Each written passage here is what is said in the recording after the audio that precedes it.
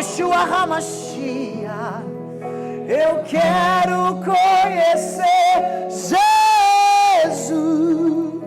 e ser achado nele. Eu quero conhecer.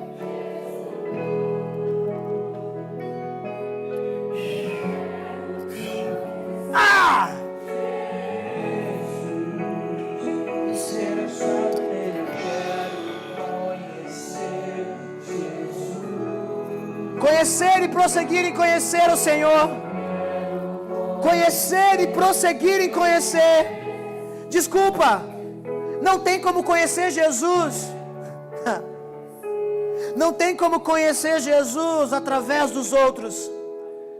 Você precisa ser como Zaqueu, correr à frente da multidão, subir em um lugar alto, para ver Jesus passar, porque nesses dias não são dias de conhecer Jesus pela boca dos outros.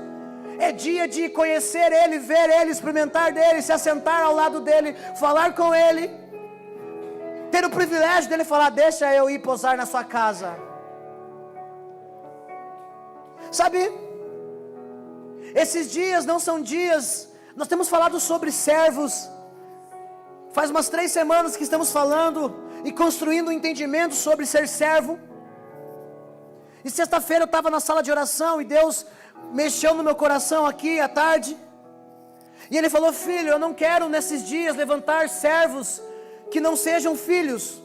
Porque quando Abraão ele subiu no monte para sacrificar o seu filho Isaque, Isaque também era servo. E Isaque subiu com lenha nas costas, porque a Bíblia fala que Abraão colocou a lenha sobre Isaque. E Isaque representa um filho que é servo. Da mesma forma que Mateus capítulo 21 vai falar sobre um senhor, um pai que tinha 2 filhos. Falei isso aqui alguns domingos atrás. Só que Deus chamou a atenção de algo muito profundo sexta-feira no meu coração. Não é o que eu vou pregar, mas eu preciso liberar isso sobre a tua vida. Nesses dias Deus está levantando filhos servos que vão subir no monte e entender que cada vez que vem para um culto vai precisar sacrificar a sua própria vida. Um dos maiores problemas é que a gente vê o fogo, a gente vê a lenha, mas a gente não conhece, não percebe que nós somos o holocausto. E Deus chamou muito a minha atenção porque existe na mesma condição e um contexto um filho que está subindo para o monte para ser sacrificado. E ao mesmo tempo existe alguns servos que também são servos, mas não são filhos. E quando você é servo e não é filho, você não tem o lugar de monte. E Abraão fala para 2 servos dele: fica aqui cuidando da jumenta. E Deus falou para mim: filho, estou levantando uma geração que vai me servir lá no cima do monte, não mais no pé. Porque aqueles que ficam no pé do monte são apenas aqueles que vão cuidar do jumento. Mas eu estou levantando uma geração de servos filhos que não vão ficar no pé do monte, vão subir mais alto, vão elevar sua adoração, vão entender lá em cima quem eles são, o sacrifício. Deixa eu falar uma coisa para você. Você não veio aqui para assistir um culto. Você não veio aqui. Tem muita gente que não consegue ser constante na obra de Deus, justamente pelo fato de que pedir cansa, mendigar cansa, esmolar cansa. É cansativo ir para um lugar e ficar pedindo, e aí na outra semana voltar a pedir, na outra semana voltar a pedir. Porque o reino de Deus não é sobre vir e pedir, é sobre vir e dar para Ele. Não é sobre Deus fazer a tua vontade sem antes você fazer a vontade dEle. Primeiro você faz a vontade dEle, depois Ele faz a tua vontade. Buscar em primeiro lugar o reino de Deus, sua justiça, o que é isso? A vontade do Eterno. E as demais coisas lhe serão acrescentadas. Deixa eu falar algo para você. É dia de você entender que cada vez que você vem aqui, você traz a tua vida como um sacrifício santo e agradável. Você precisa entender que cada vez que você entra pela essa porta, você é o sacrifício. Se você convida hoje alguns brasileiros para ir num culto, eles falam: vamos para a igreja, eu preciso de uma bênção. Se você convida um judeu, ou até mesmo um judeu messiânico, que é o judeu que crê em Cristo como seu único suficiente Salvador, ele vai dizer assim: deixa eu ver o que eu tenho para sacrificar. O nosso entendimento de culto é que a gente tem que vir para receber. Mas na Bíblia não tem que você tem que ir para a igreja para receber. Tem que você tem que ir para um lugar de culto para dar. Abraão entendeu quando Deus pediu o seu único filho e falou: sai daí. Vai até um lugar que eu vou te mostrar. Você vai sacrificar o seu filho. Você precisa me entregar aquilo que é mais precioso para você. Ainda que Deus não queira aquilo que é precioso para você, mas Deus quer o teu coração. Então quando Deus pede para Abraão Isaac, Deus na verdade não queria Isaac, Deus queria o coração de Abraão. Deus queria o coração de Abraão. Olha para mim, quando você vem aqui, Deus não quer o que você pode dar para Ele, mas Ele vai pedir tudo para ver se até na última hora você vai falar: não, eu vou sacrificar. Porque Deus quer o teu coração. E Deus não quer que você fique mais no pé do monte cuidando de jumento. Está cheio de religioso cuidando de jumento lá embaixo do monte. Eu não quero ser como aqueles 2 servos que ficaram cuidando da jumentinha e não conheceram o mistério da presença, da glória do Senhor. Moisés era um homem de monte. E o povo dizia: Moisés, fala tu com Deus para que nós não morramos. Eles tinham medo de perder aquilo único, pequenas coisas que eles possuíam. São dias de não ter medo de perder nada. São dias de buscar o Senhor sem reservas. É dia de se entregar por inteiro para ter Ele por completo. É dia de conhecer verdadeiramente Jesus, porque conhecer Jesus não é quando eu venho aqui na frente e entrego a minha vida para Ele, não é quando eu desço as águas do batismo. Conhecer Jesus é todo dia, toda manhã, todo dia uma experiência nova, todo dia experimentar algo novo dEle. Então, por favor, nesses dias, entenda que o Senhor está levantando servos filhos, porque não basta ter apenas servos que fiquem lá embaixo, mas Deus quer servos que vão subir, que vão entender que as suas próprias vidas é o sacrifício que Deus quer, que vão subir o monte e vão caminhar por 3 dias, vão caminhar por 3 dias para sacrificar ao Senhor. Pastor, mas Jesus, Ele foi o sacrifício perfeito. Eu sei, mas Ele disse: se você quer me seguir, negue a si mesmo, tome a sua cruz e me siga. Ei, não basta apenas carregar uma cruz, é necessário morrer nela. Deixa eu falar uma coisa para você. A partir de hoje, comece a subir o monte. Quando você entrar aqui, levante as mãos, se joga no chão. Quando você chegar aqui, vá para o monte com o Senhor. O monte não precisa ser um lugar físico. O monte é um lugar espiritual. O que isso quer dizer? É que quando você chega no culto, você esquece quem está ao teu lado, você esquece quem ficou em casa, você esquece o que vai acontecer depois que você for embora. Aquele momento é um monte, um lugar solitário, um lugar onde você não vai prestar atenção em nada, senão somente na presença dEle.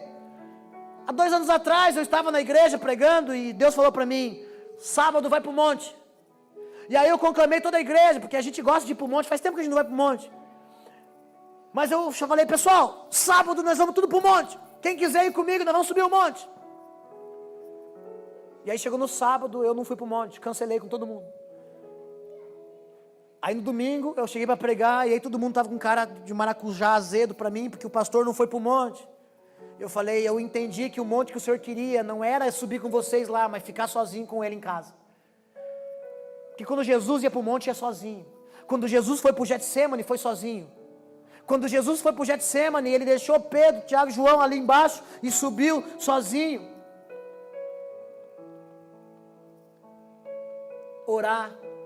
Orou uma hora, desceu, encontrou Pedro e eles e os discípulos dormindo. E falou: ei, estão dormindo, cambada? Que lugar de monte não é um lugar onde você dorme. Lugar de monte é onde você vigia, onde você é espremido. Getsemane significa prensa de azeite. Deus precisa prensar você para fluir o melhor e puro óleo que existe em você. Que óleo é esse? O Espírito Santo está aí. O Espírito Santo está aí ou não está aí? Mas por que ele não se manifesta? Por que já não se ouve mais gemidos inexprimíveis? Por que você não toca na vida de um irmão? Por que você não cura mais enfermos, não ressuscita mais os mortos, não expulsa mais demônios? Porque o Espírito Santo está aí, mas não está saindo para fora. Está vendo esse copo? Existe um líquido aqui.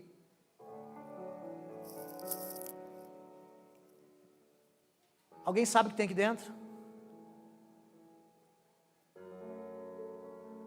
Pode ser Coca-Cola, pode ser energético. Mas está vendo? O copo, ele está cheio, está pesado, mas você não consegue ver o que tem aqui. Você pode até chutar o que tem aqui. Você pode até dizer, eu acho que o que tem aí é leite, é água, é refrigerante.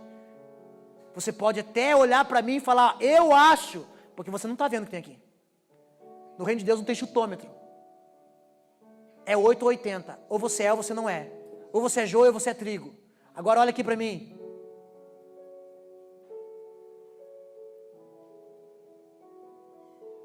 As pessoas só vão ver o Espírito em você quando você se derramar.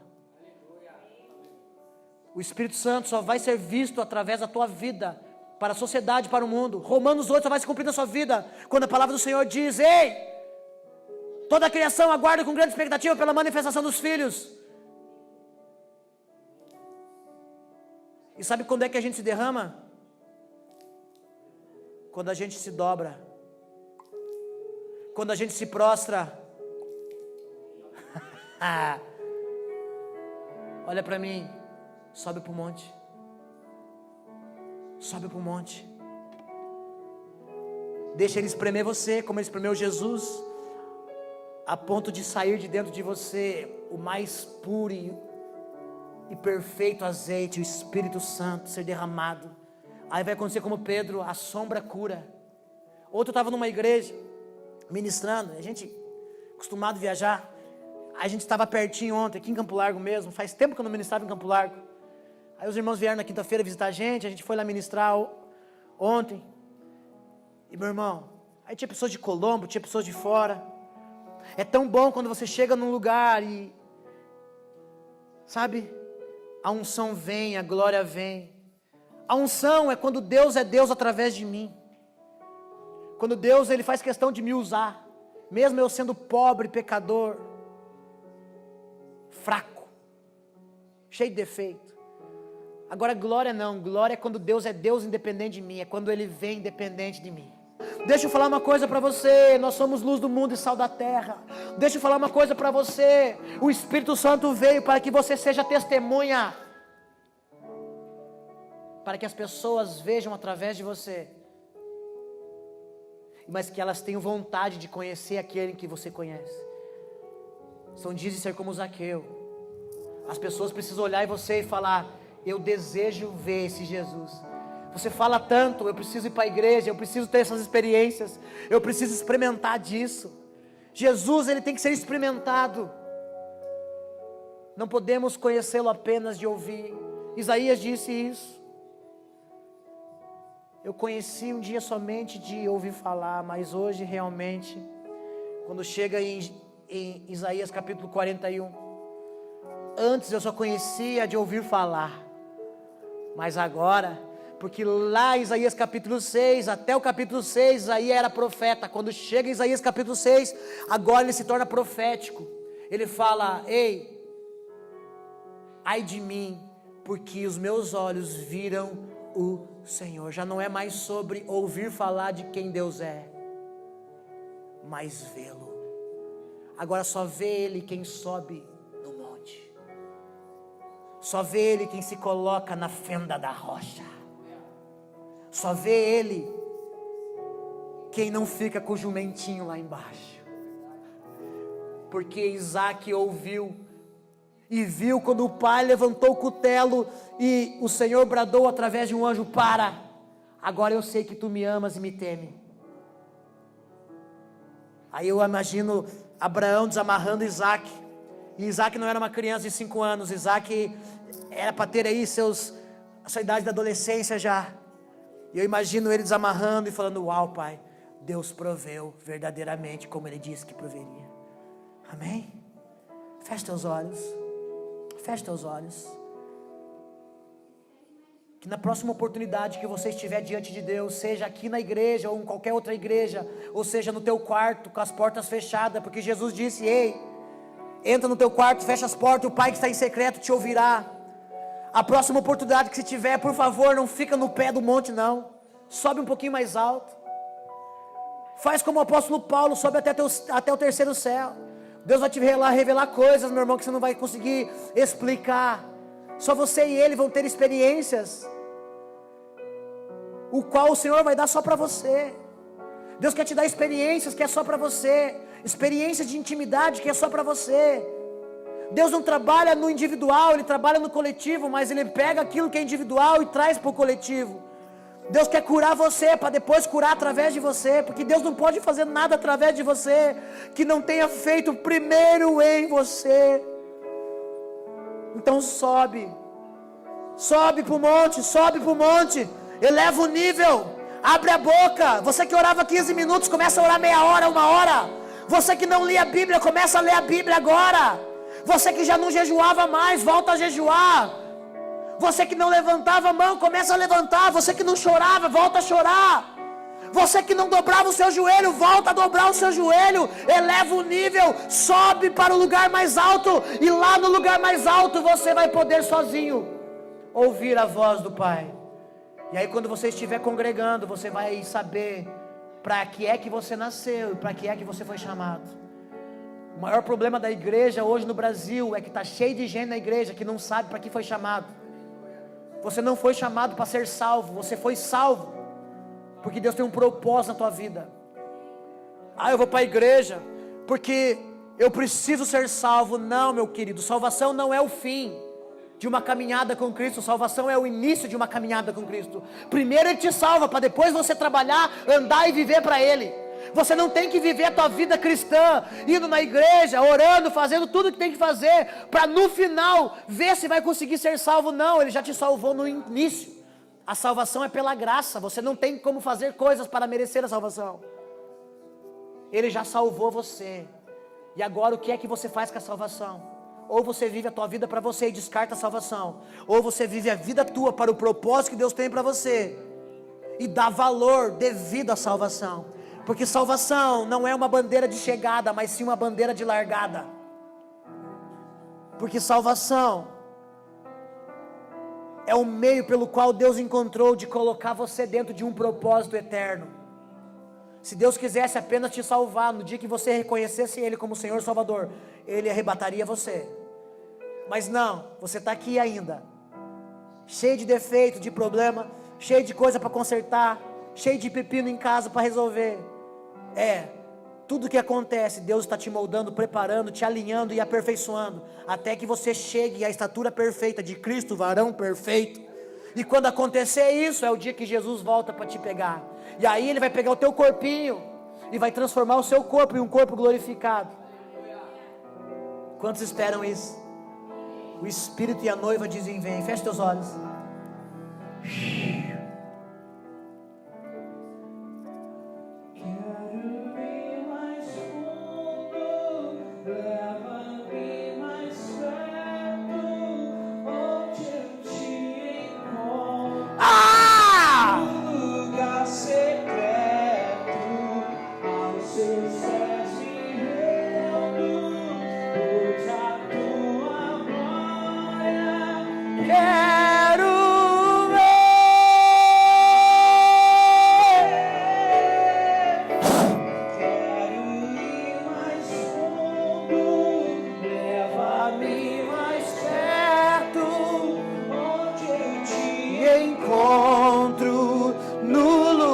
Secreto aos seus pés iremos, pois a tua glória quero ver.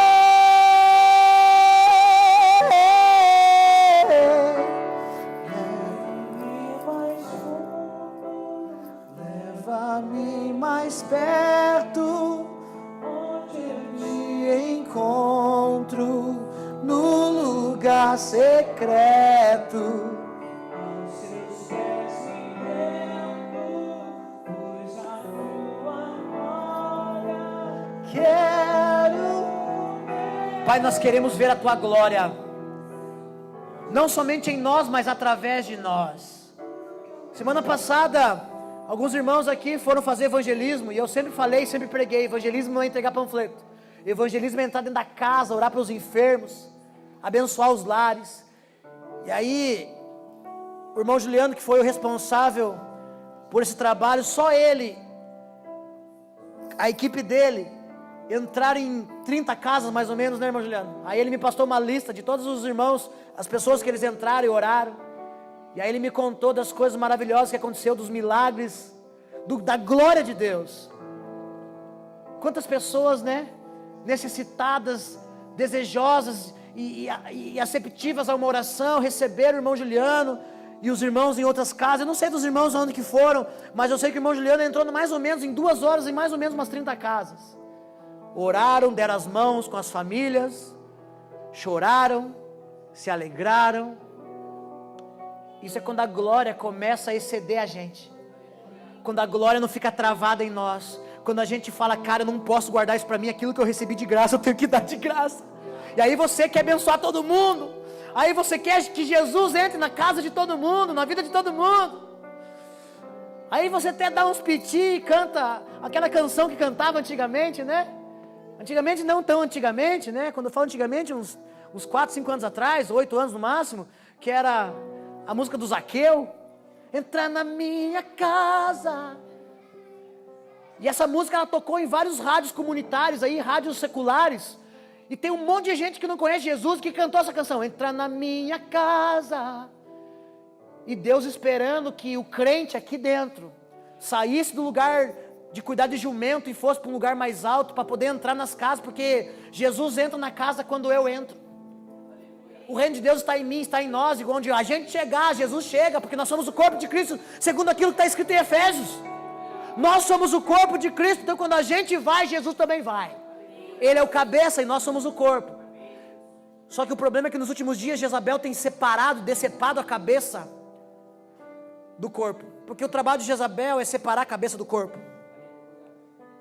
E aí o que acontece? A gente para de ouvir a cabeça e a gente começa a cuidar somente do corpo, somente das nossas coisas, necessidades, e a gente se esquece do próximo.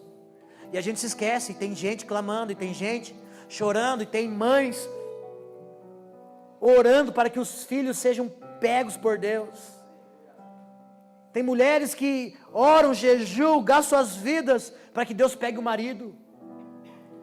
Só que Deus não vai pegar o marido enquanto não pegar a esposa. Deus não vai pegar o filho enquanto não pegar a mãe. O Jefferson não está aqui hoje. O Jefferson batizou.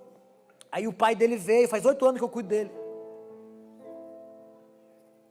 Eu tive a mitidez de apontar para o pai dele, para a mãe dele e falar assim: sabe por que o Jefferson não firmou até hoje? Porque Deus quer vocês. Por isso que vocês têm que ir em delegacia, correr atrás, comprar roupa, casa de recuperação, pagar traficante. Eu falei, porque Deus quer vocês. Deus não quer somente o Jefferson, Deus quer vocês. Quando Deus me pegou, minha mãe, ela tinha santinha em casa. Não eram fervorosos assim no catolicismo, nem nada. Não eram praticantes, nem nada. Mas eu lembro que quando eu fui para a igreja, meu pai estava morrendo do coração. Meu pai está ali. Estava com um problema no coração e meu avô morreu disso. E é bíblico, sobre maldições hereditárias.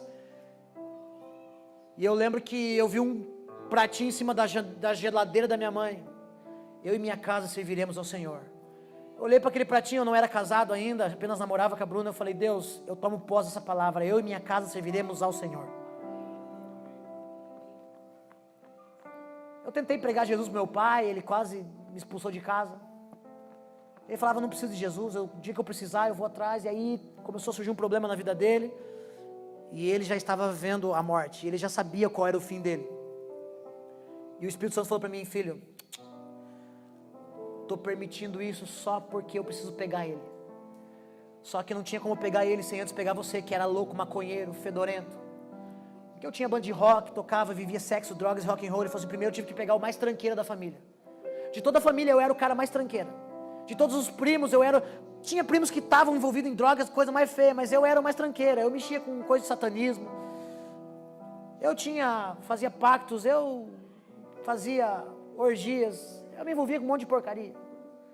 Ele falou, vou pegar o mais tranqueira, aquele que mais me desafia, aquele que mais tira onda com a minha cara, aquele que mais se acha o bambambam.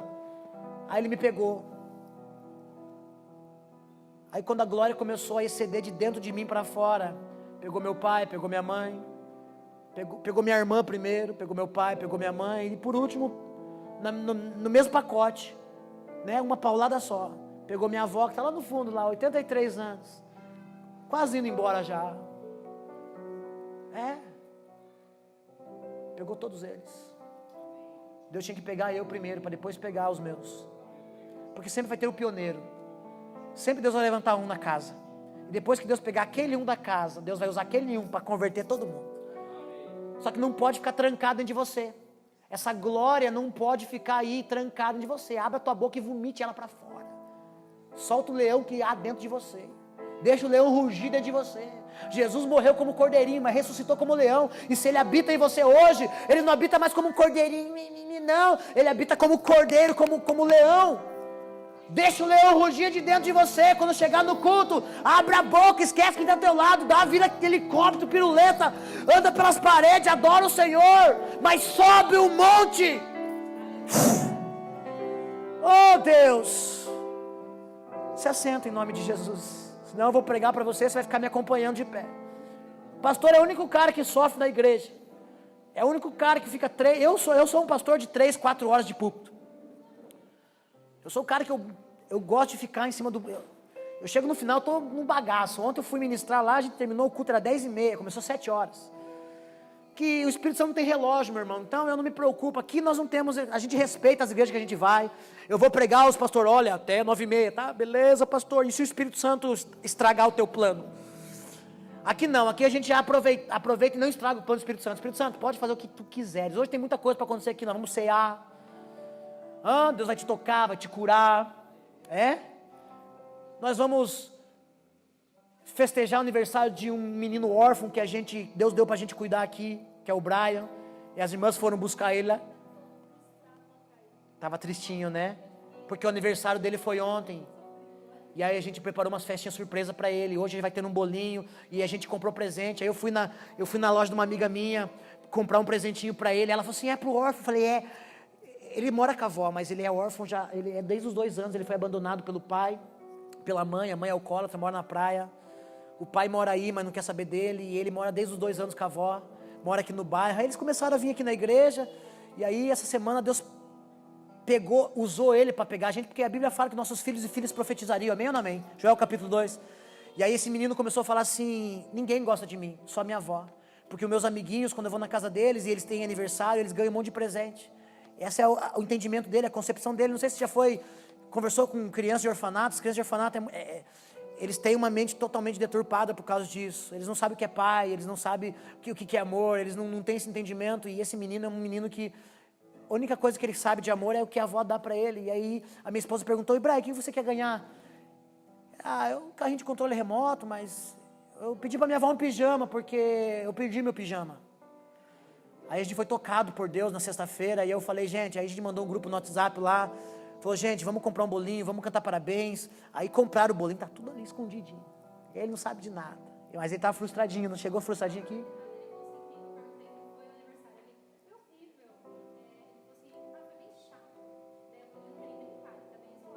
Tá triste, tá tocado, porque aí ele perguntou se a avó dele fizesse um bolinho, se ele podia trazer na igreja ontem, porque o aniversário dele foi ontem. E aí ele, não, mas de manhã, porque ele faz aula de violão aqui, com os meninos aqui, com o William, a gente tem aula de violão aqui pro bairro, para as crianças do bairro de graça, e algumas crianças também que faz de fora, e aí passou o aniversário dele, foi ontem. E ele tá tudo frustradinho ali. E eu vi que ele nem tinha vindo pro culto. E aí eu vi que as irmãs se movimentaram e foram buscar ele ali. E hoje nós vamos fazer isso para ele. Porque homens de monte entendem que não é sobre nós, que o reino de Deus, o Pai não é nosso, o Pai não é meu, o Pai é nosso. E o pão não é meu, o pão é nosso. Amém, meus irmãos? Isso é ser igreja. Cuidar dos órfãos, das viúvas. Eu falei aqui quinta-feira que eu acho impressionante quando o Tiago vai falar sobre cuidar de órfãos e viúvas e pega no teu espírito, Rodrigo e Maiara, que não estava aqui. Ei, olha aqui para mim. Quando Tiago fala sobre cuidar dos órfãos e das viúvas, ele estava sinalizando 2 coisas. Primeiro, irmã Suzeli, cuidar de órfão, por quê? Porque Deus não pode fazer com que a gente perca o entendimento de quem a gente era. Todos nós éramos órfãos, amém ou não amém? espiritualmente falando. Jesus, ele veio para que nós pudéssemos receber a paternidade de Deus. Amém ou não amém? Então, quando Deus manda a gente que a verdadeira religiosidade, Tiago vai dizer, o apóstolo Tiago vai dizer, a verdadeira religiosidade, religião que Deus aceita como santa, como perfeita, é cuidar dos órfãos. Por quê? Porque quando eu olho para um órfão, eu lembro de quem eu era. Eu não tinha nada, eu não era ninguém, Jesus me adotou. E por que cuidar de viúva? Olha para mim. E por que ele fala sobre cuidar das viúvas? Porque viúva representa aquelas quais conseguiram manter a fidelidade ao esposo, mesmo não tendo mais o esposo por perto. Porque nós somos a noiva, amém ou amém? E Jesus subiu, amém ou amém? E ele disse, olha, eu não vou deixar vocês órfãos. Mas ele disse também, nas entrelinhas, eu também não vou deixar a minha noiva viúva. Eu vou voltar para minha noiva. Então, quando a gente cuida de órfão, a gente olha para quem a gente era. E quando a gente olha para a viúva, a gente olha para quem a gente tem que ser. E o que a gente tem que ser? Fiel, mesmo em meio a um tempo de guerra, de confronto, de luta, de problemas, de falta de dinheiro, de problemas governamentais, de guerras, de fome. Mesmo vendo tudo, ainda a gente consegue ser fiel a Jesus, ao nosso noivo. Porque Ele não está muito longe, não. Ainda que Ele habite em mim e você, Ele vai vir descendo nas nuvens, diz a palavra. E todo olho verá, e toda língua confessará, e todo joelho se dobrará. Deixa eu falar uma coisa para você, o meu noivo está chegando. Eu já vejo Ele aqui, ó. Eu já vejo Ele aqui, ó. Com seu smoking espiritual, celestial. E eu já vejo a noiva agora sendo preparada. Sabe por que se congrega numa igreja? Porque você é a noiva. E o Espírito Santo é o cerimonial. É Ele que arruma a tua roupa. O Espírito Santo, Ele é teu cerimonial. Ele é o homem do docinho. O Espírito Santo é o que organiza a festa, que está preparando tudo. E além de estar preparando tudo, está preparando você para casar com a noiva, com o noivo. E eu já vejo que nós estamos em um momento onde nós já estamos recebendo as vestes. E eu já vejo o Espírito Santo fazendo alguns ajustes, porque toda noiva ela vai para fazer um ajuste, amém ou não amém? Nenhuma noiva pega o vestido e bota, não. Uma só um pouquinho mais cheinha, uma magrinha, e aí eles vêm, a mulher vem, a costureira vem, e arruma, e aperta, e coloca um lacinho, e cai uma pedrinha, coloca de volta. De vez em quando você perde uma pedrinha da tua roupa, e aí Jesus vem no culto como hoje, pega a pedrinha e coloca de volta. Eu vejo. Só que o momento que eu mais anseio é o momento onde as portas vão se abrir para mim entrar. E o que antecede isso é quando o cerimonial, ele já está falando, olha, a noiva já vai entrar, prepara a música, e a música está sendo preparada, amém ou não amém? Logo as trombetas vão tocar, amém ou não amém? E o momento que eu mais anseio, pastor Rodrigo, é o momento que todo casamento acontece, o momento que a noiva desce do carro, para de frente para a porta, com ela fechada, e eu não sei se você já assistiu o casamento do lado de fora. Eu fui fotógrafo por alguns anos, então eu fiz muito isso.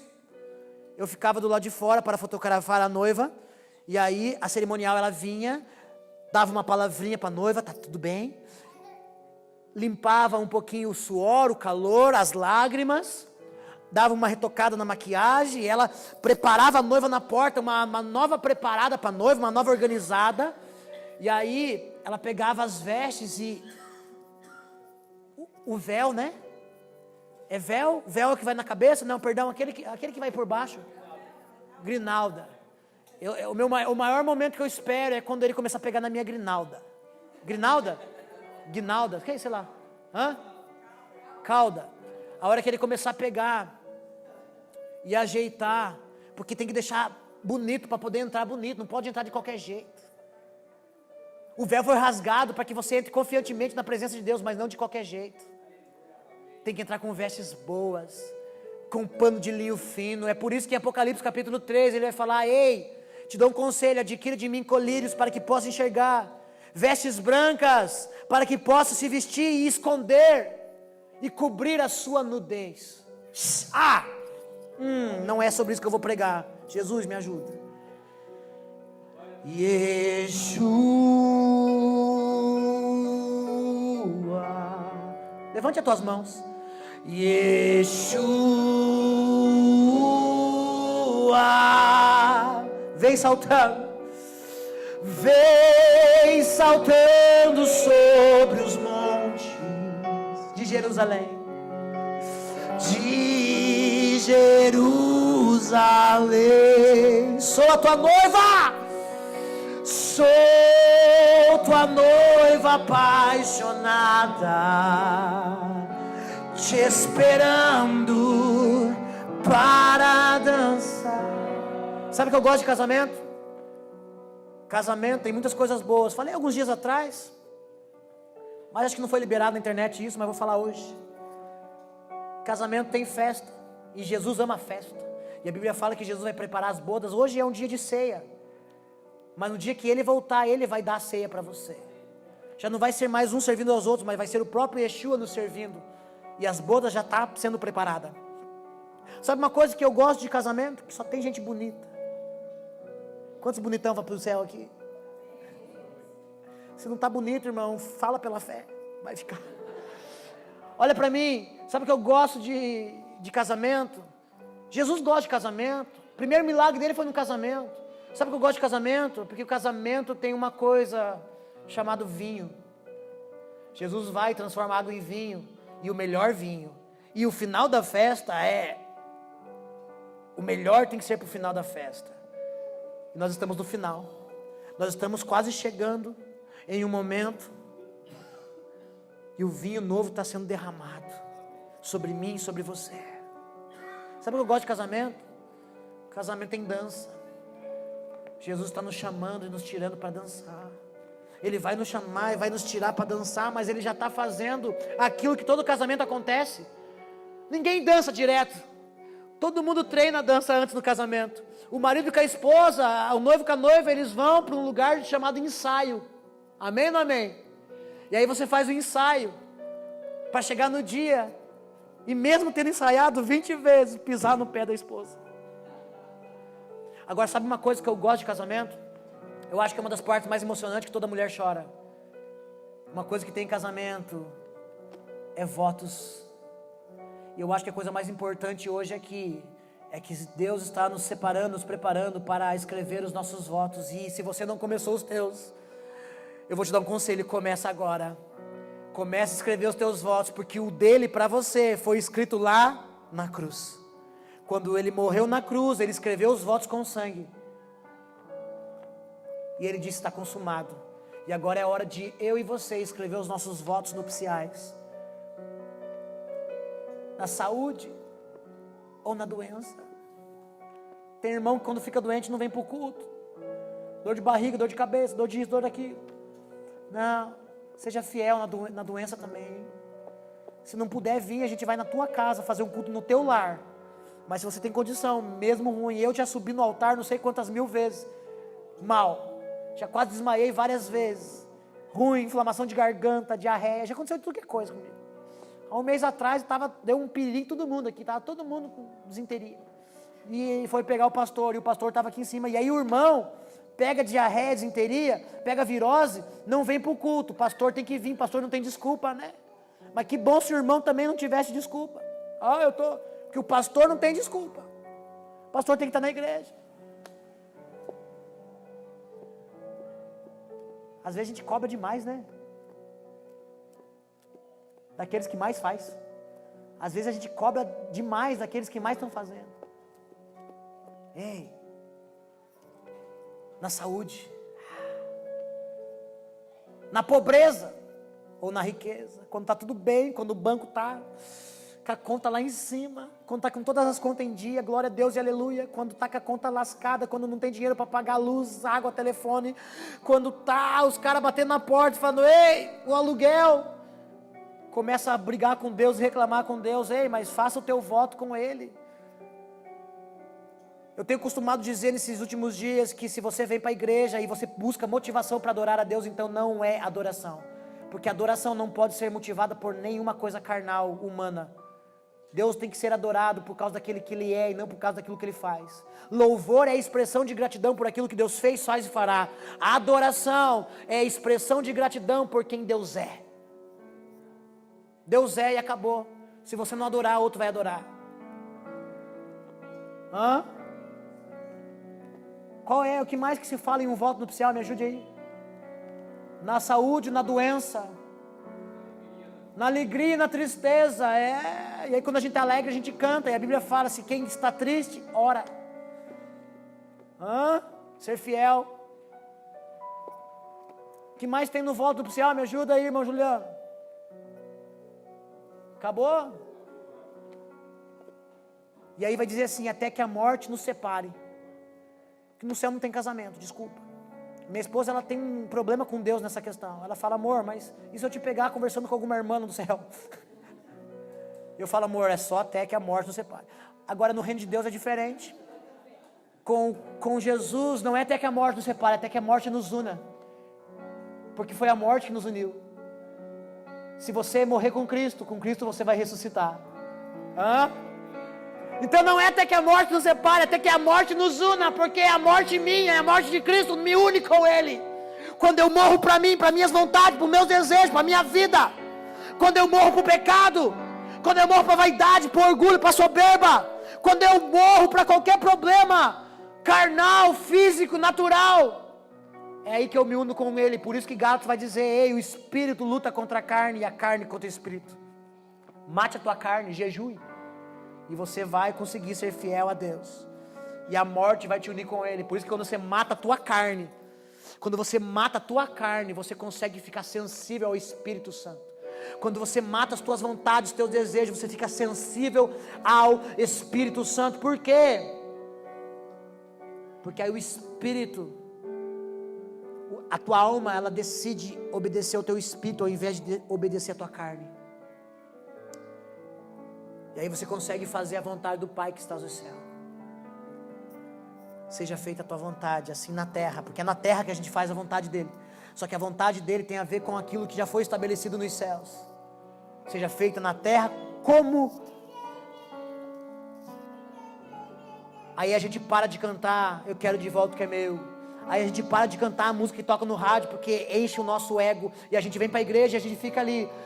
Santo, santo, santo, santo, santo. Pastor, não para de cantar santo. 1 hora cantando santo, mas é o que os céus estão cantando a eternidade inteira. Se você não consegue passar 1 hora cantando santo, santo, como você quer ir para o céu, ficar adorando a Ele, dizendo santo, santo, santo toda a eternidade? Porque desculpa, no céu não existe oração. No céu não vai ter culto. Ele vai ser o nosso próprio tabernáculo. No céu só vai existir uma coisa, adoração. Então aprende a adorar aqui, faz os teus votos. Abra também comigo, Marcos capítulo 5. Eu preciso liberar essa palavra muito rápido, muito breve. Não quero ocupar muito o teu tempo.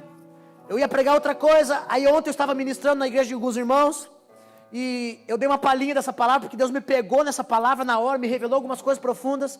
Já ministrei essa palavra de várias formas, com vários focos diferentes. E eu preciso falar dessa mulher. Acho que, se não me engano, a irmã Suzeli pregou aqui também no culto de mulher, né? Não sei qual foi a pregação, não sei qual foco foi. Sei que foi para as mulheres, mas hoje eu quero liberar uma palavra para a igreja. Porque toda vez que você olha para a mulher na Bíblia, ela está se referindo à igreja. Toda vez que você lê mulher na Bíblia, Deus está usando a mulher para apontar para a igreja. E olha que diz o versículo 25. E estava por ali certa mulher que havia 12 anos vinha padecendo de hemorragia. Ela tinha sofrido demasiado sob os cuidados de vários médicos e gastara tudo o que possuía, porém, em vez de melhorar, ia de mal a pior. Deixa eu explanar um pouquinho aqui, deixa eu ser um pouquinho expositivo hoje. Estava por ali certa mulher que havia 12 anos vinha padecendo de uma hemorragia, uma menstruação. A primeira coisa que eu entendo é que ela era uma mulher, não era uma viúva, não era uma senhora. Nós podemos contar aí, nós não podemos afirmar, porque a Bíblia não fala qual é a idade dela, mas eu chuto que a idade dela era a partir dos 26, 27, 30, até os seus quase 40. Segunda coisa que eu entendo, que por ela não ser uma menina, Por que eu entendo isso? Porque fazia 12 anos que ela estava com uma hemorragia. Eu imagino que o mínimo, uma menina hoje, eu não sei qual é a idade, a faixa etária de que vem a menstruação de uma menina, mas eu chuto que é os 12 anos. Então eu pego os 12 anos dessa menina e jogo mais 12 anos, então ela tinha uma menstruação, uma hemorragia. Só que, olha para mim, essa hemorragia, essa menstruação, era durante 12 anos. Uma mulher com uma hemorragia há 12 anos sinaliza que existe um defeito em um lugar chamado útero. E se afeta o útero é porque afeta o seu fruto. Nós não temos respaldo bíblico sobre o nome dessa mulher. Nós não temos respaldo bíblico sobre se ela era casada ou não, mas eu acredito que ela era casada, porque na cultura judaica, uma mulher nessa idade, novinha, ela já era entregue para o marido, era uma cultura. Eu acredito que pela cultura essa mulher era casada, não era uma senhora, não era uma viúva, porque se fosse viúva, Deus ia colocar como viúva. Eu acredito que essa mulher era uma mulher, olha, eu acredito, não estou mandando você acreditar, eu no meu coração, na revelação do Senhor no meu coração, eu acredito que essa mulher, ela era casada, porque Jesus, Deus não ia perder tempo em explanar algo, sem deixar algo profundo de ensinamento, e olha, Jesus estava curando o ventre dessa mulher, em um momento que essa mulher o tocou. Terceira coisa que eu imagino, que eu acredito, ela já tinha sofrido demasiado sob os cuidados de vários médicos e gastara tudo que possuía, porém, em vez de melhorar, ia de mal a pior. A terceira coisa que eu entendo é que essa mulher, ela era rica. Porque naquele tempo, naquela cultura, alguém que conseguisse gastar com médico é porque tinha dinheiro. Não era qualquer um que tinha dinheiro para poder ir até médicos naquela época. Não tinha SUS, meu irmão. Olha para mim, não tinha SUS. E se você tem para gastar com médico, é porque você tem. Se você for para os Estados Unidos hoje, se você não tiver um bom plano de saúde, você está lascado. Nos Estados Unidos não tem SUS não. Uma cirurgia, qualquer coisinha, arrancar uma unha, é 10, 15 mil dólares, 20 mil dólares. Para você fazer um tratamento, uma cirurgia, qualquer problema. Está aqui a Dani, que professor de inglês, trabalha, sabe como funciona nos Estados Unidos. Se você não tiver a tua empresa não te der um bom seguro de algum plano de saúde, você está lascado. E tem cirurgias que nem o plano cobre, de tão caro que é. Essa mulher, ela estava gastando tudo o que ela possuía. Já tinha sofrido demasiado o cuidado de vários médicos. Uau! Era vários médicos, não era um médico. Vamos indo para frente. Tendo ouvido falar a respeito de Jesus, passou pelo aglomerado de pessoas e conseguiu tocar em seu manto, pois dizia consigo mesma: se eu puder ao menos tocar em suas vestes, ficarei curada.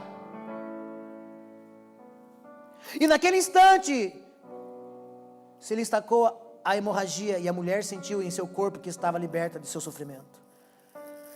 No mesmo momento, ao sentir que do seu interior fora liberado o poder, Jesus, virando-se ao meio da multidão, inquiriu: quem tocou o meu manto?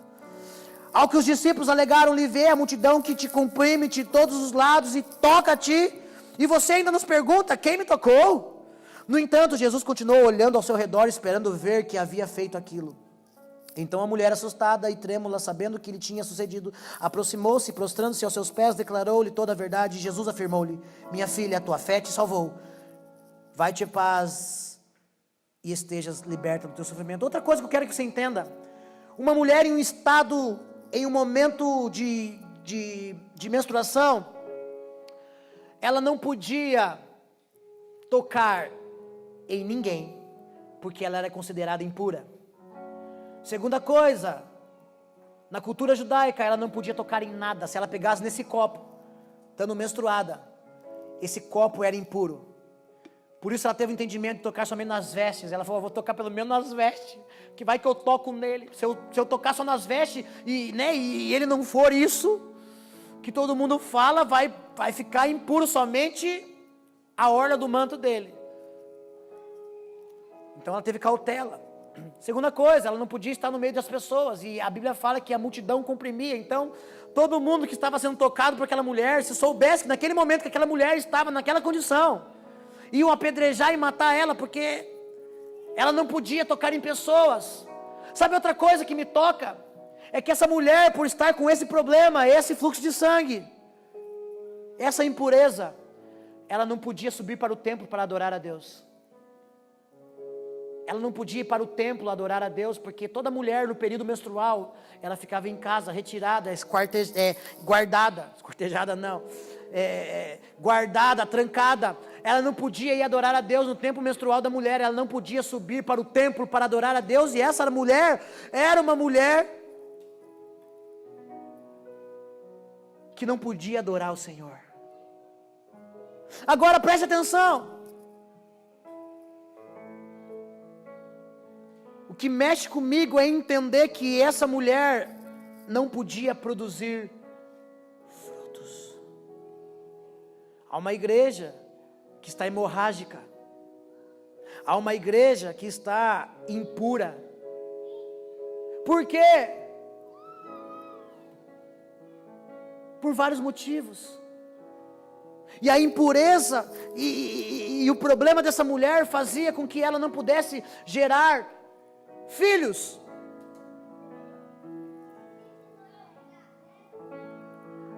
Essa mulher não poderia gerar filhos. Eu não sei se ela era casada, não era. Eu imagino que ela era casada, mas eu imagino que naquele tempo, meu irmão, a cultura ela era muito pesada sobre a sociedade. Você precisava engravidar, você precisava dar filhos, você precisava, casou, filhos. Por quê? Porque eles seguiam muito aquilo que a lei dizia, aquilo que Deus disse lá para Moisés, lá em Gênesis, sobre multiplicar sobre a face da terra.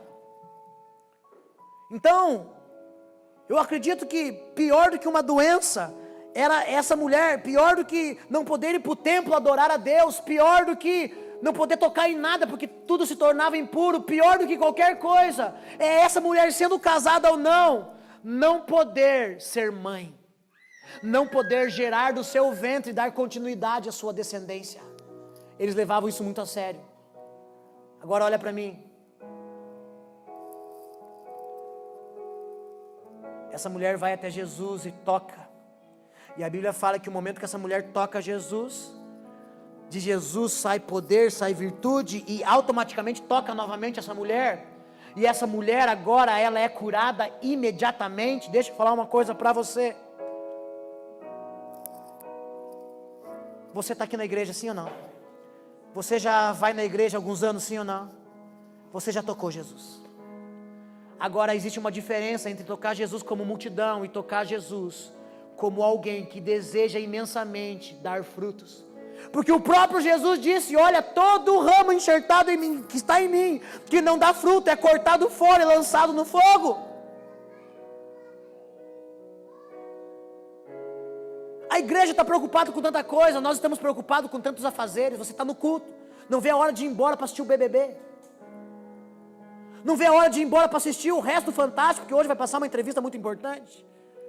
Vem para o culto, participa 10, 15, 20, 30 anos na igreja, toca Jesus, mas não mexe com Ele. Por quê? Porque o teu toque é de multidão, e multidão só toca Jesus porque quer pão e peixe, pão e peixe, pão e peixe.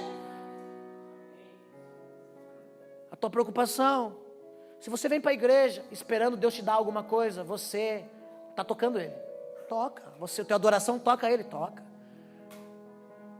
Só que não faz Ele parar. Se você não sabe, nesse contexto, Jesus estava indo para a casa de Jairo para curar a filha dele. Nesse momento, Jesus estava indo para tocar em uma menina e falar Talita cumi, que quer dizer menina, levanta-te. Nesse momento, Jesus estava indo para tocar em uma geração, em uma igreja, porque mulher, menina, representa a igreja. Sabe o que é interessante? É que a menina tinha 12 anos de idade, filha de Jairo. O dirigente da sinagoga tinha 12 anos de idade, não vou ler o texto, depois você lê em casa. E quando Jesus chega, Jesus toca nela, entra lá no quarto sozinho, bota a mão nela e fala: Talita cumi, levanta. Porque uma geração nova, uma igreja nova, e quando eu falo igreja, não é as paredes, não é o ministério adora, não é as placas. Quando eu falo de igreja, é pessoas novas, recém-convertidas. Há muita gente enferma, que precisa ser tocada por Jesus, que precisa ser curada por Jesus, que está acamada. Agora essa mulher não estava acamada, essa mulher já tinha uma caminhada, ela já era uma adulta, ela já tinha entrado no seu período menstrual, ela já era mocinha, ela já tinha uma caminhada, já não era mais criança, já não era mais tão novinha assim. Só que tinha um problema, não estava dando fruto, não podia gerar filhos, não podia gerar nada no seu ventre. Deixa eu falar algo para você. Essa mulher pensou consigo mesma: se eu somente tocar nas vestes, eu ficarei curada. Ao mesmo tempo que Jesus está curando uma geração nova, tocando, como foi eu que há 10 anos encontrei Ele e entreguei a minha vida para Ele. Também tem uma geração que já caminha de tempo. E essa geração, ela parou de dar frutos. Eu viajo, eu prego, eu viajo pelo Brasil. Já faz 10 anos que a gente viaja e prega. E a gente vê um monte de músico tocando, um monte de pastor pregando, um monte de igreja aberta. Muitas pessoas, mas a gente não vê frutos. Porque o fato de você estar numa igreja não quer dizer que está gerando fruto. Existia uma multidão que parava para sentava e parava para ouvir Jesus. Era mais de 20 mil pessoas. Só que Jesus despedia a multidão quando ele chegava para ir para outro lugar. Ele falava: deixa eu despedir da multidão. E Jesus ia para o outro lado. Deixa eu falar uma coisa para você, o que mexeu comigo ontem de noite. E a palavra, ela sempre vai vir primeiro para o profeta, porque o primeiro ouvido, né, o ouvido mais perto da boca que tem aqui hoje é o meu. O ouvido mais perto da boca que está sendo usada por Deus hoje é o meu ouvido. E ontem, enquanto eu estava ministrando naquela igreja, Deus queimou no meu coração e eu falei: Deus, eu não posso ser alguém que te toca e que não causa reação alguma em ti. Nessa geração, eu decidi pagar o preço, gastar minha vida para o Senhor, para que eu toque Ele, mas que quando eu tocar Ele, Ele fala: para, alguém me tocou. Mas peraí, tá cheio de igreja tocando, tá cheio de crente tocando, tá cheio de pastor tocando. Não. Alguém me tocou diferente nessa geração. Alguém tocou em mim, arrancou poder de mim, virtude de mim. Olha para mim. Chega de ser crente de banco, que não produz nada, que não dá nada, que não faz nada, que só vem pro culto, canta 2 louvores, 3 louvores, entrega dízimo, oferta, vai para casa, e na segunda-feira não mudou nada. Ei, eu não posso vir para um culto, nenhum deles. Eu não posso ir para o meu quarto, eu não posso fazer um culto na casa de um irmão, eu não posso chegar e só tocar ele de qualquer jeito, porque de qualquer jeito existe muita gente tocando. Eu lembro alguns anos atrás que eu fui no show de um camarada aí no Brasil, muito famoso, que hoje nem é tão famoso assim, e eu vi as meninas, em vez de gritar Jesus, ou orar em línguas, ou sei lá, rodar no Espírito Santo, elas gritavam o nome do cantor, e eu comecei a achar aquilo estranho. Porque quando eu era do mundo, eu ia no show do Kiss, do Nazaré, eu ia no show das bandas que eu gostava, dos rock and roll que eu ia. E eu comecei a ver que não tinha diferença nenhuma, e o meu ministério estava começando a ser expandido, Deus estava começando a me levantar, começando a me fazer, começando a me fazer meu nome conhecido, me levando para alguns lugares, e eu pregava numa igreja, e aí daquela igreja tinha 5 convites para outras 5 igrejas, e Deus começou a mostrar a gente. E eu lembro que um dia eu trabalhava numa empresa, eu voltando da empresa, e eu subindo para casa para almoçar, eu falei: Deus, eu quero fazer um voto com o Senhor. Um dia o Senhor falou que vai me colocar no meio dos grandes, um dia o Senhor falou isso, e o Senhor fez um monte de promessa na minha vida, e eu falei: eu aceito a tua promessa, mas se for para ser mais um, eu não quero.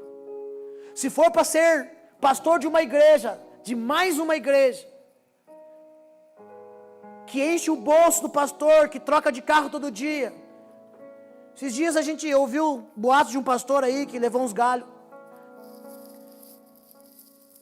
E aí a gente descobriu que o pastor recebeu uma oferta aí, e essa oferta, em vez de botar na igreja, essa oferta ele recebeu a oferta, não, a igreja recebeu uma oferta, ele pegou essa oferta e foi trocar de carro.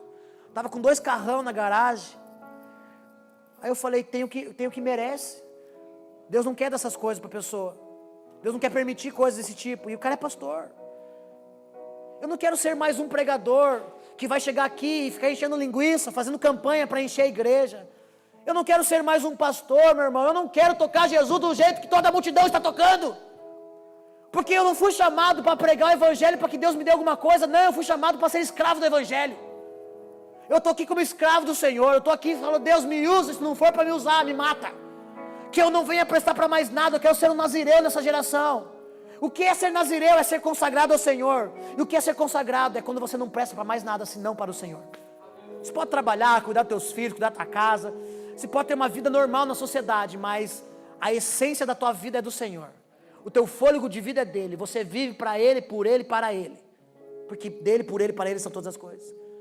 Eu falo isso para os meninos, eu falo assim, pesada, se for para ser mais um louvor, não canta.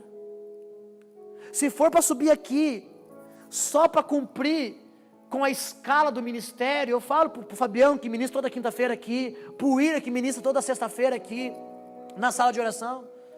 Se for para chegar aqui, escolher um repertório, eu fiz isso há uns anos atrás. Há quase 10 anos atrás, a gente escolhia as melhores músicas que estavam tocando na rádio. Por quê? Porque a gente ia pregar para os jovens, e aí a gente via multidões de jovens pulando, dançando. Para a direita, para a esquerda, por todo lado, dá vontade de pular, dá vontade de dançar. E eu via jovens pulando, levantando, sapateando, e um dia Deus falou assim, filho, beleza aí? Falei, beleza.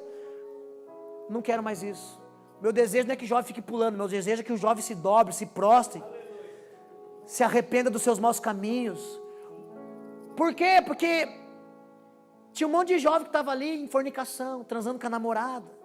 Tinha um monte de jovem ali que levantava as mãos que se dizem santas para adorar ao Senhor, mas que na verdade tinha usado as mãos para se masturbar. Gente, não escandalize com o que eu estou te falando, é a realidade. A gente vai à igreja hoje que o jovem, ele assiste pornografia às 6 horas da tarde, às 7 horas ele está com a guitarra em cima do púlpito tocando. A gente vai à igreja, a gente tem hoje igrejas no Brasil, que o casalzinho do louvor da igreja, eles transam às 5 horas da tarde, e às 6 horas eles estão na igreja para tocar o louvor, para fazer um louvor, para dar alguma coisa para o Senhor. Se for para ser mais um, eu não quero. Se for para dar mais um louvorzinho para Deus, eu não quero. Eu quero chegar com a minha guitarra, com o instrumento que Deus me deu, com o talento que Deus me deu. Eu quero devolver para Ele, eu quero fazer como Ele fez com aquele filho que foi dado 5 talentos para um, 2 para um e 1 para um. Eu não quero enterrar meu talento. Ele me deu o talento de pregar e eu estou pregando. E na mesma intensidade que eu prego para vocês aqui, eu prego para 1000, para 2000. Eu não me empolgo mais com números. Quando a gente senta com alguns irmãos para conversar, né? Eita, caramba, show em deca. Meu irmão, se tiver 2 para pregar, porque lá atrás, há 10 anos atrás, eu ia para culto de jovens, só tinha 2, 3, 4 jovens. Eu não quero mais tocar o meu Senhor de qualquer jeito, porque tudo aquilo que eu faço para Ele, toca a Ele. Por quê? Porque tudo aquilo que Ele deu para mim, eu preciso fazer com que aquilo gere frutos.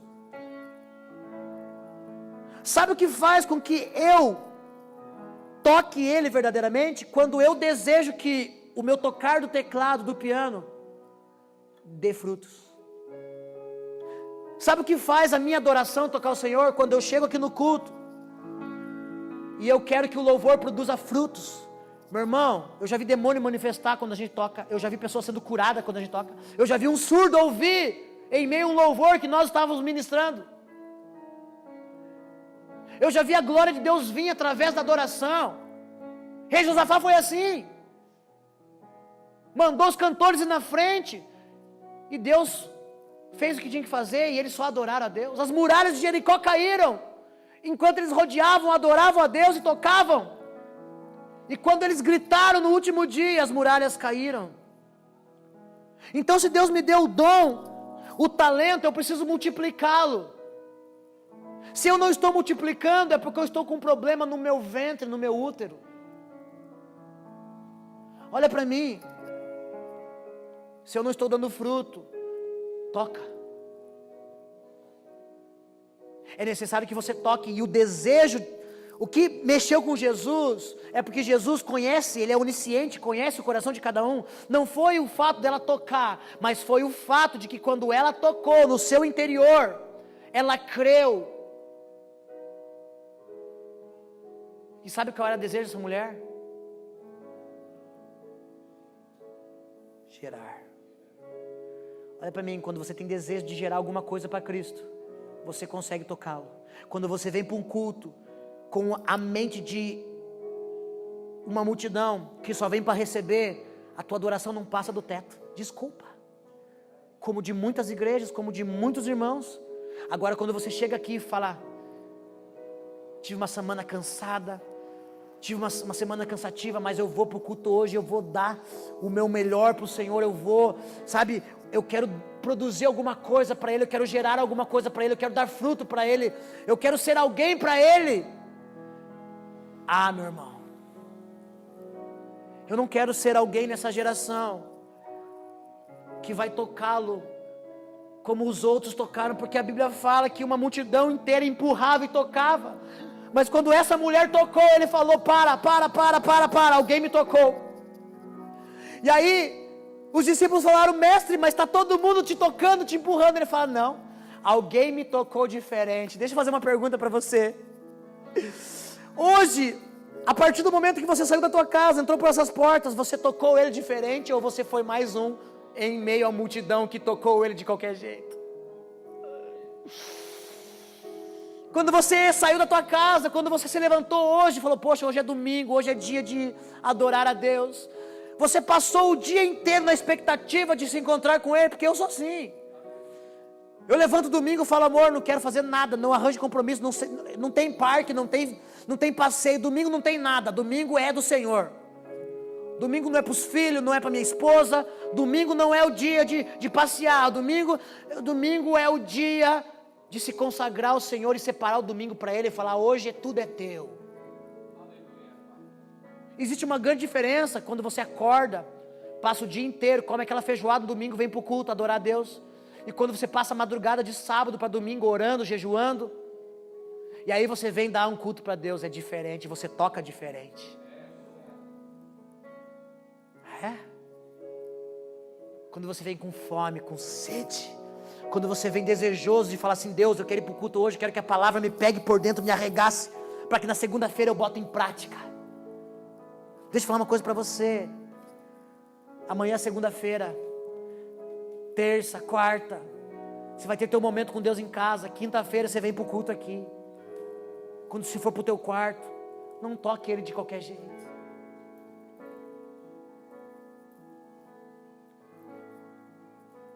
Não toque Ele de qualquer jeito. Por quê, pastor? Porque se você tocar de qualquer jeito, você não vai chamar a atenção dele. Essa mulher tocou Ele de uma forma diferente. E quando tocamos Jesus diferente, Jesus para tudo e fala: alguém aqui me tocou. Cada vez que eu estou num culto ministrando, quando eu estou viajando, pregando fora, em todo lugar que eu vou ministrar, quando eu subo em cima do altar, quando eu pego a guitarra, quando eu pego o microfone, quando eu começo a pregar, todo o tempo que Deus está ali me usando e eu estou ali para Ele, eu procuro uma única coisa: que aquela mensagem, que tudo aquilo que Ele botou em mim, eu consiga de alguma forma tocá-lo de uma forma diferente. Tocá-lo de uma forma diferente, aonde Ele pare para me assistir. Está vendo aquela cadeira ali, ó? Essa cadeira aqui é lá de baixo, lá da Dorinha. Lá na Dorinha, um dia, Deus pegou meu filho lá no fundo, veio correndo para minha esposa, ele estava com 3 anos de idade, ele falou: mãe, Jesus está na porta da igreja. E ele é um profeta, porque a gente sabe que Jesus não pode ficar na porta. Eis que estou à porta e bato, vocês têm que me deixar entrar, e se vocês me deixarem entrar, ouvir minha voz e me deixarem entrar, eu entrarei e serei com vocês. Aí minha esposa falou: tudo bem, filho. A gente não duvidou dele, ela não duvidou dele, mas daqui a pouco ele veio com uma cadeira, colocou na frente da igreja e falou: mãe, Eu botei uma cadeira para Jesus porque ele estava de pé lá na porta. E eu coloquei uma cadeira para que ele sente. A Bíblia fala que nossos filhos e filhas profetizariam. A partir daquele momento, nós nunca mais deixamos a igreja sem uma cadeira na frente. Está vendo a cadeira ali? Está vendo alguma coisa? Eu também não estou vendo, mas o justo ele não vive por vista, ele vive por fé. Eu creio que há um anjo sentado, intercedendo por mim enquanto eu prego. Eu creio que Miguel está aqui. Eu creio que Gabriel está trazendo a mensagem. Eu creio, meu irmão, na glória, na presença de Deus, porque Deus ele não é para ser sentido ou visto, ele é para ser crido. Aonde tem 2 ou mais reunidos em meu nome, ali estarei. Amém ou não amém? Então ele está aqui. Pastor, isso aí é meninice. Não. E ainda que você fale que é meninice, tudo bem, não tem problema. A Bíblia fala que eu preciso ser como uma criança, porque as crianças herdarão o reino de Deus. Então, quando eu olho para uma cadeira, e eu me imagino olhando para ela, e crendo que há um anjo sentado ali, que Deus está assistindo esse culto, vendo a minha pregação, vendo se eu estou... Ele não está preocupado com a minha homilética, hermenêutica, omelete. Deus não está preocupado. Não. De vez em quando eu falo umas bobeiras, ele fala, ei, e aí ele me corrige. É automático, eu falo, desculpa, eu corto na edição depois de colocar na internet. Há uns tempo atrás a gente cortava bastante, né, William? Você percebeu que de alguns meses para cá eu parei de cortar? Porque a gente para de falar bobeira, a gente passa mais tempo com ele, tenta ouvir melhor ele, e a gente para de falar algumas besteiras. E acontece isso, pastor Rodrigo. De vez em quando vai falar umas besteiras, irmã Suzeli vai falar, de vez em quando a gente fala umas besteiras. Esses dias um irmão falou uma besteira para mim, eu nem corrigi ele, falei, deixa, ele vai aprender um dia. Usou um texto da Bíblia e não entendeu o texto. E falou daquilo que ele entendia, mas que não... Glória a Deus. De vez em quando a gente fala, mas ele está ali. Eu não preciso ver, eu preciso crer. Hebreus 11:6 diz que todo aquele que se aproxima de Deus precisa crer que Ele existe, que Ele é galardoador daqueles que o buscam. Sabe o que quer dizer? É que eu posso pegar na mão dele aqui e falar, Senhor, pega na minha mão aqui. Te dar um abraço.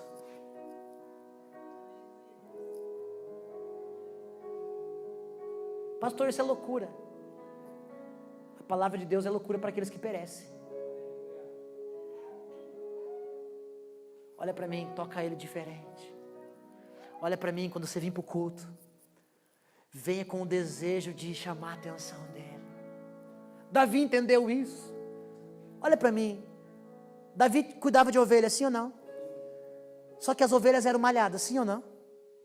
Diz a palavra que as ovelhinhas eram as malhadinhas. E Davi sabia que não podia dar ovelhas malhadas, não podia sacrificar um animal malhadinho, né? Tinha que ser uma coisa melhor. A segunda coisa que Davi sabia é que as ovelhas não eram dele, era do pai. Primeiro, você não pode entregar qualquer coisa para o Senhor. Porque senão a tua adoração, a tua oferta, ela se torna como uma oferta de Caim, Deus rejeita. Segunda coisa, você não pode entregar alguma coisa que você não tem, que não é tua. Davi não podia sacrificar suas ovelhas porque era do pai. Ele cuidava das ovelhas de Jessé. Agora olha para mim, preste bem atenção. Aí ele levanta as mãos. Salmo 141, se não me engano, alguém me corrige? Salmo alguma coisa, acho que é 141, não lembro agora. Mas está em Salmos, tá? Não é heresia. Ele fala, Senhor, que o meu levantar das minhas mãos seja como o sacrifício da tarde. Olha para mim, tua vida aqui hoje é o sacrifício da tarde. Apresentai os vossos corpos como um sacrifício vivo, santo e agradável ao Senhor. Sabe o que é sacrifício vivo? É quando o sacrifício vai voluntariamente para o abate. A gente sacrificava na primeira aliança e levava até o local de holocausto. Sacrifício vivo é quando você vai andando para o lugar e você é o próprio sacrifício. Por quê? Porque aí isso chama a atenção de Deus. Sabe o que sacrifício tem a ver na Bíblia? Eu sei que você vai dizer assim, mas o sacrifício de Jesus foi perfeito. É o único sacrifício que importa? Não. Sabe por que Deus quer que você sacrifique? Para que você chame a atenção dele. Sabe por quê? Porque só tem uma forma de você chamar a presença de Deus, chamando a atenção dele primeiro. Essa mulher tocou em Jesus e a Bíblia fala que ele parou tudo. Mas uma multidão tocava ele, e ele falou, não, alguém me tocou diferente. E quando alguém toca você, e quando você toca Jesus diferente, quando alguém toca Jesus diferente, chama a atenção dele. Ele falou, alguém aqui me tocou de uma forma diferente. Alguém aqui se arrependeu. Alguém aqui está desejoso de se converter. Alguém aqui está desejoso de produzir frutos para Deus. Alguém aqui está querendo voltar para Jesus. Alguém aqui está arrependido, coração contrito, quebrantado, qual o Senhor não despreza, diz Salmo 51. Olha para mim, não seja mais um crente. Olha para mim, não seja mais um evangélico que apenas soma nas estatísticas 40% de evangélicos no Brasil. Desculpa, eu não sou nem evangélico.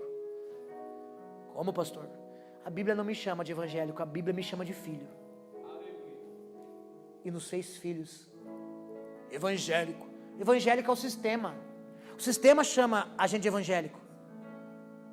Tudo que não é católico e não é espírita é evangélico. Então os mormons são evangélicos para as estatísticas. Testemunho de Jeová é evangélico para as estatísticas. Tem um monte de seita, tem várias seitas. Congregação cristã no Brasil também é considerado como evangélico para as estatísticas. Mas por que você não congrega lá? Porque você não vai sentar de um lado, os irmãos do outro, vai deixar teu marido do outro lado lá.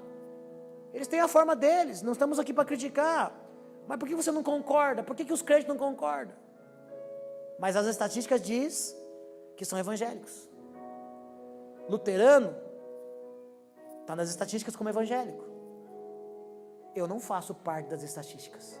Eu não posso ser colocado numa bandeja e ser separado por aquilo que os homens dizem que eu sou. Não, eu sou filho de Deus. Amém. O meu pai me amou, me adotou, morreu por mim. Eu não sou mais um crentinho. Como diz o nosso amigo Júlio de Oliveira, bem que eu tentei ser um crente bonitinho de domingo à noite, mas não deu. Não deu. Eu tentei ser um crente de terno e gravata, não consegui. Eu amo meus irmãos. Ontem eu estava numa igreja bem tradicional de costume, saião no pé, as irmãs estavam, eu gosto do fogo, eu gosto do reteté. Eu amo isso, mas eu não consegui. Deus quis me usar desse jeito. Eu até tentei. Na época eu cortei o cabelo, botei um terno e tal, fui num culto de jovens, aí um homem lá da Colômbia apontou o dedo para mim e falou, ei, eu te chamei louquinho daquele jeito, vou te usar louquinho daquele jeito. E eu falei, o que está pegando, Deus? Aí o cabelo cresceu de volta, aí cresceu a barba, né? A barba eu deixei crescer para aparentar ser um pouquinho mais velho, né? Porque a gente pastoreia pessoas mais velhas aqui do que a gente, né? Eu tenho 32, vou fazer 32 esse ano. Aí a gente pastoreia aí, minha avó, 83. Minha tia que não está aqui hoje, está em Palmeiras, lá 60 e... Quantos que a tia Rose tem? 65? 65 anos. Ela fala, ele é meu sobrinho, mas é meu pastor em primeiro lugar. A irmã Suceli que está com... Não vou falar. A irmã Cleonice. Aí a gente está pastoreando, pregando, cuidando. Você está sentado aqui para ouvir a palavra de alguém que é mais novo do que você. Mas deixa eu falar uma coisa para você. A palavra de Joel capítulo 2 se cumpre na tua vida. Você que é mais velho do que eu. Nossos filhos e filhas. Esse menino tem idade para ser meu filho. E os vossos filhos e vossas filhas profetizariam. E Deus aprovou usar a gente louco desse jeito. Mas eu não sou aquilo que o sistema diz, eu sou aquilo que Deus diz sobre mim. Eu não me importo com o que penso de mim, eu me importo com o que Ele pensa de mim. Por quê? Porque eu fui chamado para tocar Ele com tudo aquilo que Ele bota nas minhas mãos. Então eu não estou preocupado em tocar você, eu estou preocupado em tocar Ele. Se eu tocar Ele, Ele toca você. Se eu tocá-lo, Ele toca você. Eu não preciso tocar diretamente você, mas se eu tocar o coração dEle, Ele vai tocar você. Eu preciso que Ele te toque, eu preciso que Ele te mude, eu preciso que Ele me mude, eu preciso que Ele nos transforme, eu preciso que Ele nos molde ao caráter dEle. Olha para mim, se fosse para ser qualquer tipo de pastor, eu não queria ser. Eu falava, se for para fazer música, eu até gravei um CD evangelístico num tempo, rock and roll, eu até pensei que eu ia fazer shows. E eu falei naquele dia, Senhor, se for para me usar desse jeito, eu não quero. Eu não quero ser famoso. Eu não quero gravar DVD, eu não quero botar a minha cara numa Bíblia e fazer Bíblia do pastor Jean Paul. Falei, desculpa Deus, eu não quero fazer um bonequinho com a minha imagem para que as crianças aprendam a me adorar.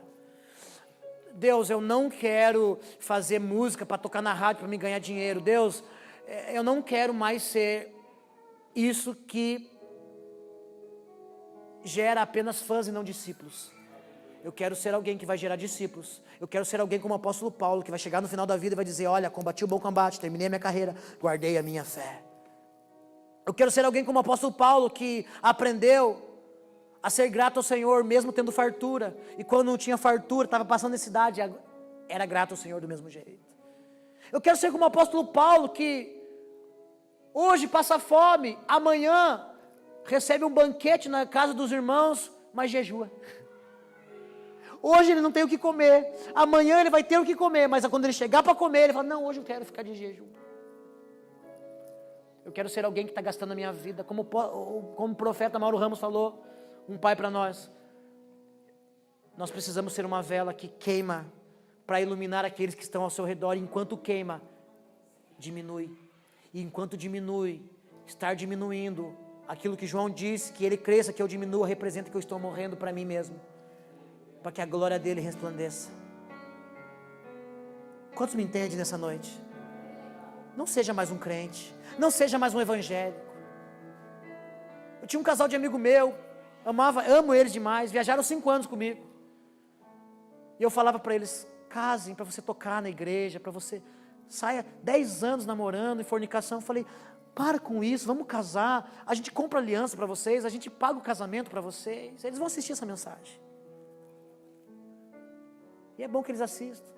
E aí quando a gente começou com a igreja, eu falei, cara, vamos andar comigo, vamos viajar comigo. Ele ia, tirava foto para mim nos lugares que eu viajava. Falei, vamos andar com a gente, vamos. Aí ele começou a congregar com a gente no começo da igreja. Aí eu falei, filho, deixa Deus te usar. Mas casa primeiro, Deus não pode usar coisa que está errada. Deus não vai te usar desse jeito. Toca Jesus diferente. Aí eles não quiseram, aí eles, cada um foi para um lado. Aí esses dias alguém chegou para mim e falou, nem estão namorando mais, parece que terminaram o relacionamento. Eu falei, poxa cara, 10 anos em fornicação, 10 anos sendo um empecilho, Deus querendo usar. Só que do mesmo jeito que tem pessoas que não aceitam, tem pessoas que aceitam. Aí veio o William Cacar lá de Rio Negrinho. Posso falar, William? Testemunho ocular. Aí chegou o William Cacar lá de Rio Negrinho, liberei uma palavra lá, 2 vezes fui para lá, passei o sufoco com aqueles demônios lá. Demônio mesmo, principado e potestade, guerra espiritual. Aí cheguei, aí vieram para cá conhecer a gente, passaram um dia com a gente. Pastor, nós queremos fazer a obra de Deus, nós precisamos tocar Jesus de uma forma diferente. O que a gente faz? Eu falei, primeiro volta e casa. Porque assim, desse jeito, não vai ter como fazer as coisas para Deus. Tem um irmão aqui na igreja que diz que vai casar agora. Eu falei, então casa, filho. Então, se quer, não tem, na igreja, no reino de Deus não tem namoro. No reino de Deus tem casamento. Me mostra na Bíblia namoro, não tem. Eu falei, então vamos noivar. Noivar é um preparatório. Noivar pode, tem na Bíblia. Jesus é o nosso noivo, nós somos a noiva, estamos sendo preparados. Eu falei, então se prepara, vamos casar. O pai liberou, eu falei, então vamos, pá. Logo vocês vão ver a glória de Deus. Eita Deus! Fabiano, Deus é fiel.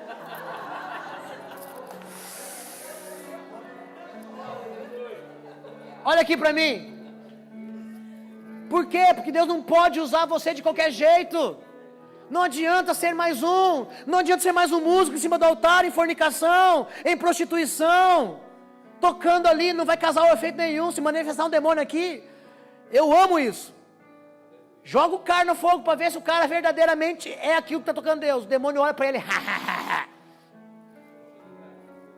O capeta vem e faz assim, pá. Faz se envergonhar na frente da igreja inteira. Deus não envergonha ninguém, o Espírito Santo também não. Mas o diabo envergonha. Eu já vi pastor tentando expulsar demônio do meu lado, e o demônio falando, sai daqui você. Eu te expulso, o demônio não, é eu que te expulso. Pastor sem autoridade. Aí o William foi, casou, pastor, discipula nós. Falei, discipula, criou um grupo no WhatsApp. Falei, o negócio não vai funcionar. Daqui a pouco ele falou assim, Deus mandou nós ir embora para Campo Largo. Falei, então venha. Está aí, trabalhando, abençoado, ajudando a gente, gravando nossos vídeos. Está ali a Eloá, que não para, essa pequinha.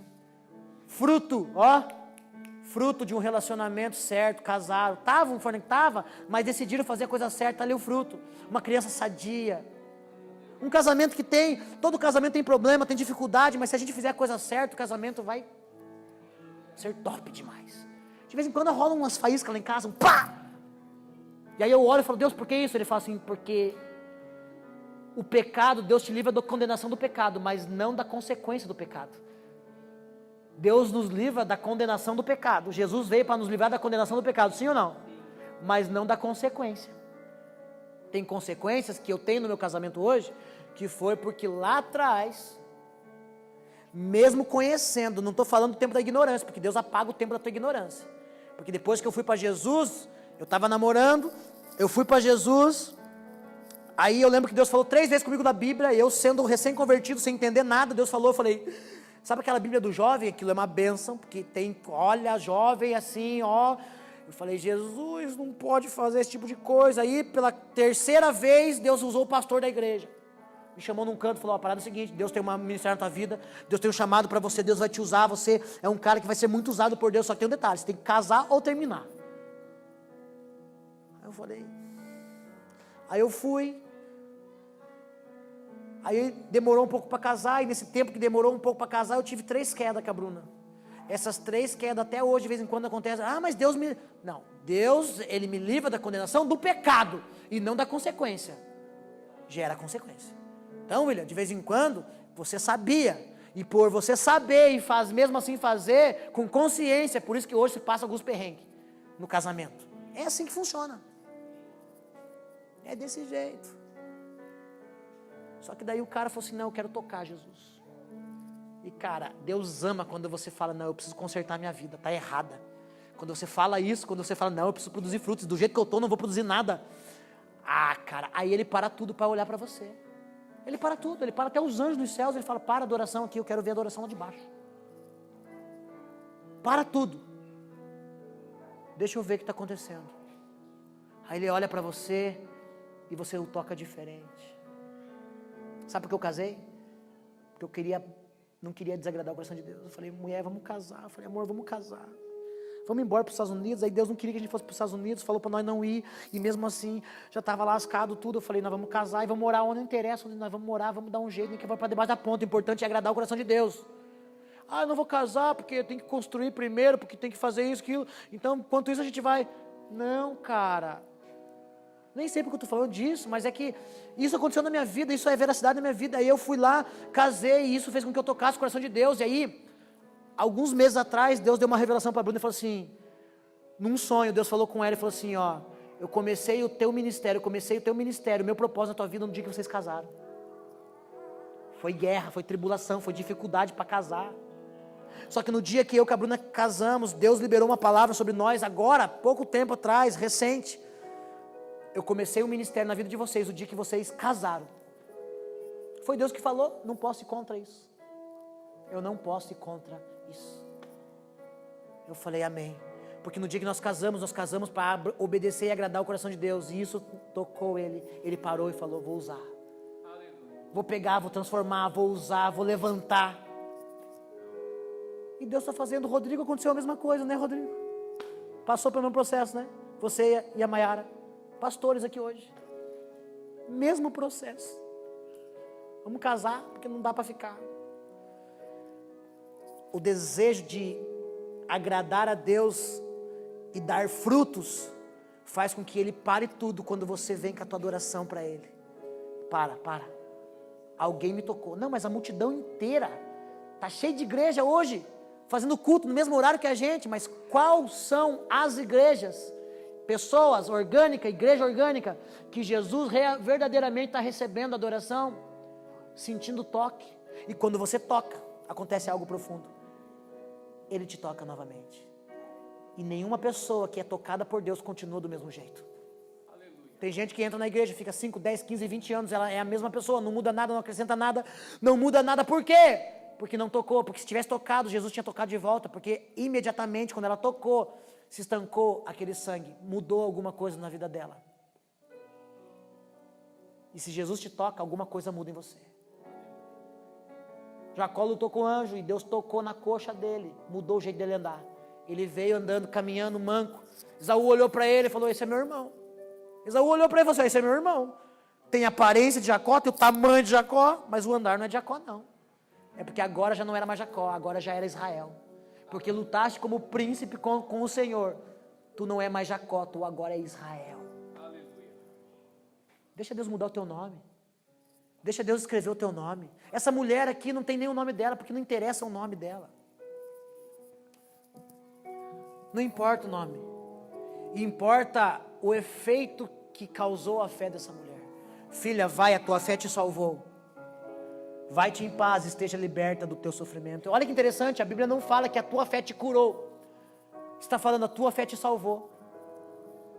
Te fez livre. Porque toda pessoa que não dá fruto é uma pessoa aprisionada em alguma coisa. Toda pessoa que não consegue produzir nada na igreja, no corpo de Cristo, é porque ainda não entendeu que ela ainda está aprisionada. A salvação fala de estar livre. Jesus não apontou para ela e disse, Jesus te curou, a tua fé te curou. Ela disse, a tua fé te salvou. No reino de Deus, salvação e cura tem o mesmo peso, só que cura é direcionada para aquilo que é natural. Salvação é direcionada para aquilo que é espiritual, que é alma. Porque a tua prisão está na tua alma. As prisões do homem estão na sua alma. Quantos me entendem nessa noite? Quantos recebem essa palavra? Olha para mim, você vai tomar ceia agora. Você vai tomar ceia. Toca ele. A Bíblia fala, examine-se o homem a si mesmo e tome da ceia. Então, eu vou te dar 1 minuto. Vamos cantar uma canção que fere meu coração. Obrigado. Obrigado pela sua sensibilidade. Você vai examinar você mesmo e você vai tomar da ceia. E eu convido a todos a tomar da ceia.